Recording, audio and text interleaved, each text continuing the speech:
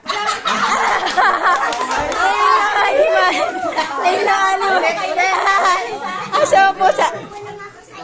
Dapat isa yung sasabihin nyo. Ulit. Ang category ay pangalan ng cat. 1, 2, 3, go! Pusa! Dog, ulit. Take two. Mali yung tanong natin.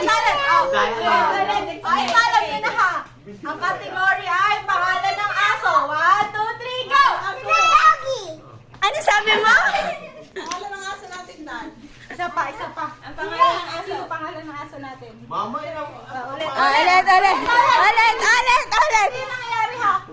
Kayo ba na? Baka manalo. Last na. Ang category ay pangalan ng lolo. 1, 2, 3, go!